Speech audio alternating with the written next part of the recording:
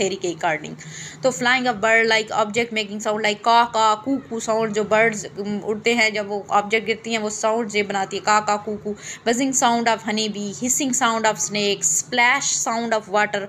Interjections जिसमें different emotions भी आ जाते थे, पेन, प्लेयर, तो नेचुरल क्राइज, आहा वो ओहो, ये सारी साउंड जो है वो कहते हैं कि ये नेचुरल साउंड्स हैं, या किसी ऑब्जेक्ट की साउंड्स हैं, या किसी बर्ड की साउंड है। इन सारी नेचुरल साउंड्स से के ज़रिए जो है लैंग्वेज हमारे पास आई है, क्योंकि ह्यूमन ने इन साउंड्स को इमिटेट करना शुरू किया या कॉपी करना शुरू किया, उससे लैंग्वेज ओरिजिनेट हुई, या ह्यूमन के पास लैंग्वेज आई, इस अकॉर्डिंग टू बाओ थ्योरी।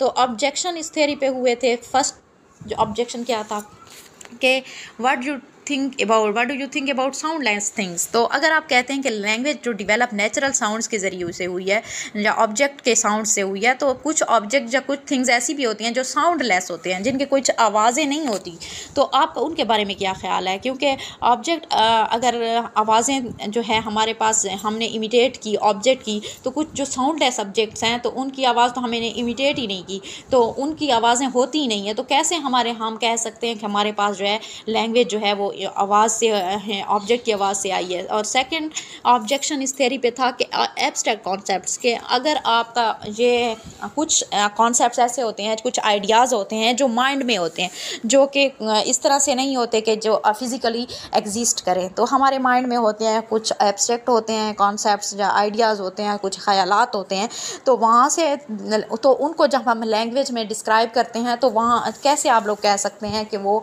आवाज़ों के ज़रिए लैंग्वेज के जो है डेवलप हुई है। तो कुछ तो एब्स्ट्रैक्ट होते हैं, ख्यालात होते हैं, आइडियाज़ होते हैं, उसको भी लैंग्वेज बयान करती है, तो किस तरह से लैंग्वेज जो है वो आवाज़ों या चीज़ों की आवाज़ों से आ सकती है, डेवलप हो सकती है। तो इस थ्योरी को पे जे ऑब्जेक्शन हुए हैं।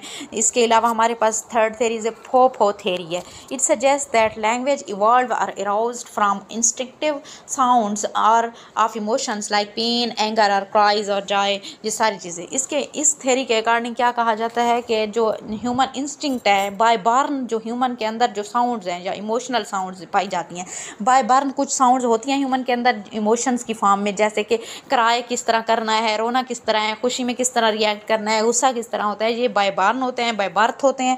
तो ये जो है इंस्टिंक्ट होता है ह्यूमन में कि किस तरह से ये साउंड्स होती हैं। तो इस थ्योरी के अकॉर्डिंग, फोपो थ्योरी के अकॉर्डिंग, तो लैंग्वेज यहाँ से डेवलप हुई है, इमोशनल साउंड से लैंग्वेज की डेवलपमेंट हुई है, या लैंग्वेज का सोर्स जो है वो इमोशनल, जब बाय बर्न जो आवाज़ें थी उन्हीं के ज़रिए से हुआ है। दे revolve around the interject sounds only. तो इंसान के अंदर जो साउंड्स पाई जाती हैं वहाँ से जो है वहाँ उनके इर्द गिर्द क्या है, लैंग्वेज वहाँ से क्रिएट हुई है इस थ्योरी के अकॉर्डिंग। तो इसके भी कुछ ड्रॉबैक्स हैं। फर्स्ट ऑफ ऑल, इस थ्योरी के मुताबिक अगर ये कहा जाता है कि अगर आप कहते हैं कि ह्यूमन लैंग्वेज जो है इमोशनल साउंड से आई है, तो इमोशनल साउंड जो है वो क्रिएट करना, वो एक या स्पीच प्रोडक्शन, तो एक स्पीच प्रोडक्शन जब हम करते हैं तो हम एक्सेल करते हैं, सांस बाहर की तरफ लिया जाता है, आवाज़ का जो प्रोड्यूस करने का अमल है, इसी तरह बाहर की तरफ हम आवाज़ निकालते हैं ना, तो जब स्पीच प्रोडक्शन होती है एक्सेल करते हैं। जबकि इनहेल करते हैं तब जब हम इमोशनल क्राई, जॉय, ये सारा आहा ओहो, ये जब साउंड्स निकालते हैं तो हम इनहेल कर रहे होते हैं, सांस अंदर की तरफ जा रहा होता है, ये साउंड्स अंदर की तरफ इनहेलिंग हो रही होती है। तो ये टोटली अपोजिट फिनोमेना है। तो इस थ्योरी पे ये ऑब्जेक्शन हुआ है कि इमोशनल रिएक्शंस जो है वो एक टोटली अलग फिनोमेना है, जिसमें हम इनहेल कर रहे होते हैं, स्पीच प्रोडक्शन में हम एक्सेल कर रहे होते हैं बाहर की तरफ। तो ये टोटली अपोजिट है। तो इस तरह तो इमोशनल साउंड्स, इमोशनल उससे लैंग्वेज डेवलप नहीं हो सकती। और सेकंड ऑब्जेक्शन वाज के अगर आप कहते हैं कि इमोशनल क्राई या इन चीज़ों से स्पीच प्रोडक्शन हुई है ह्यूमन के अंदर, तो इमोशनल क्राई तो एनिमल के अंदर भी होती है। एनिमल्स जब ख़तरे में होते हैं या कुछ भी, तो वो एक दूसरे को सिग्नल करने के लिए, जब रोने के लिए या उनको ख़तरा होता है तो वो इमोशनली क्राई करते हैं, तो वो भी साउंड प्रोड्यूस करते हैं। तो अगर ये चीज़ ह्यूमन में डिवेलप हुई है साउंड इमोशनल क्राई या जॉय के ज़रिए, तो फिर तो एनिमल की भी प्रॉपर लैंग्वेज होनी चाहिए थी।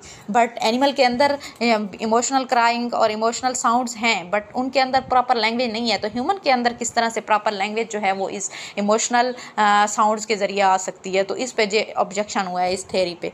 तो other theories about nativist theory or the ding dong theory। तो इस theory के जो है वो प्लेटो और पैथोजन जो ने दी थी, और उसके अकॉर्डिंग ये था कि इन्वायरमेंट में जो भी साउंड क्रिएट होती है तो उसको जब ह्यूमन रिस्पॉन्स करते थे तो वहाँ से हमारे पास लैंग्वेज डेवलप हुई है कि ह्यूमन हमेशा रिस्पॉन्स करता है इन्वायरमेंट को। इन्वायरमेंट में जो भी साउंड क्रिएट होती है उसका एक ह्यूमन के ऊपर इंप्रेशन पड़ता है, लाइक अ स्टिकिंग बेल, के जिस तरह कोई घंटी बजती है ह्यूमन में, इस तरह आवाज़ जो है इन्फ्लुएंस करती है ह्यूमन ब्रेन को या ह्यूमन को।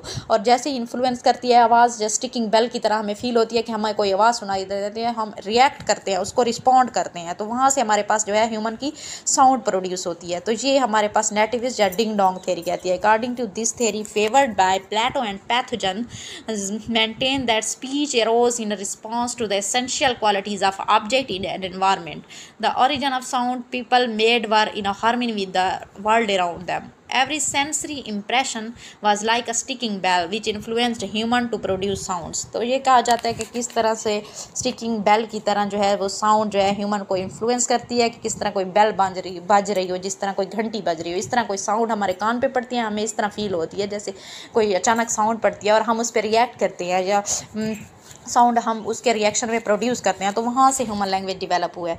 तो ये थेरीज कुछ हमने डिस्कस की हैं और कुछ हम अगली क्लास में डिस्कस करेंगे, and we will talk about the further that how language originated according different theories point of views. So this was the all from my side से कुछ थेरीज हैं, and you people can ask any question regarding these theories जो आज हमने discuss किए हैं, you can ask in the comment box, and thank you all of you and best of luck।